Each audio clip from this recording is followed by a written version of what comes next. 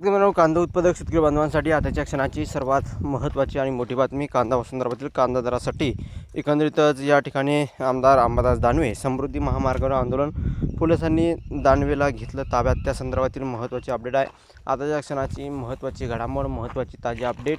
शेतकरी मित्रांनो, कांदा उत्पादक शेतकरी बांधवांसाठी या ठिकाणी समृद्धी मार्ग या ठिकाणी महामार्ग आहे त्या ठिकाणी आंदोलन करण्यात आलेलं आहे. त्या संदर्भातील महत्त्वाची अपडेट, महत्त्वाची घडामोड आपण जाणून घेत आहोत. व्हिडिओ शेवटून बघा, अतिशय महत्त्वाचा व्हिडिओ आवडला तर नक्कीच लाईक करा. चॅनल तुम्ही असाल माझा शेतकरी यूट्यूब चॅनल सबस्क्राईब करून लाईक करून म्हणजे घंटा नका, जेणेकरून नोटिफिकेशन तुमच्यापर्यंत सर्वात अगोदर पोहोचतेच करू शकता. कांदा दरासाठी आमदार अंबादास दानवेंचं समृद्धी महामार्गावर आंदोलन, पोलीस दानवेंना घेतलं ताब्यात. कांद्याला उत्पादन खर्चही वसूल होत नसल्याने शेतकरी अडचणीत आले आहेत. याच पार्श्वभूमीवर शेतकरी शिवसेनेचे उभाटा आमदार अंबादास दानवे यांनी संभाजीनगर जिल्ह्यातील वैजापूर येथील समृद्धी महामार्गावर रास्ता रोको आंदोलन पुकारलं आहे.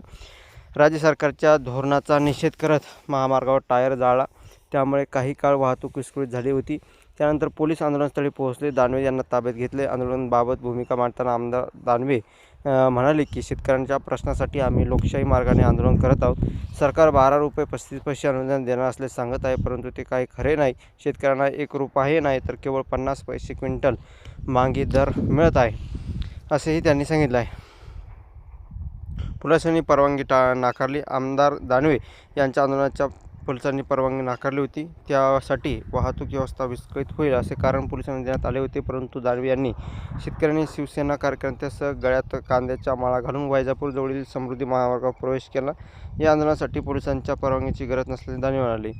सरकार विरोधात घोषणाबाजी. आमदार दानवे यांनी टायर जाळून फडणवीस, शिंदे आणि पवार सरकारच्या निश्चित असो असा घोषणा केल्या. तसेच सरकारने कांद्याला 2,000 रुपये हमीभाव द्यावा अशी मागणी केली आहे. यासाठी पोलिसांनी दानवे यांना ताब्यात घेतले. कार्यकर्त्यांना पोलिसांनी अडवण्याचा प्रयत्न केला, मात्र पोलिसांना बळाचा वापर करून दानवे यांना ताब्यात घेतलं. त्यानंतर समृद्धी महामार्गावर वाहतूक पुन्हा सुरळीत करण्यात आली आहे.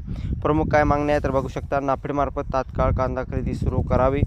कांद्याला किमान 2,000 रुपये हमीभाव आणि 1,500 रुपये अनुदान द्यावे आणि निर्यात कायमस्वरूपी कुळीत ठेवून खत अनुदान थेट खात्यात जमा करावे. कांदा चाळीसाठी 75% अनुदान व दर्जादार बियाणे सवलती द्यावे, अशा मागण्या होत्या प्रमुख. धन्यवाद. लाईक आणि सबस्क्राईब करा. जास्तीत जास्त व्हिडिओ नक्की शेअर करा. धन्यवाद.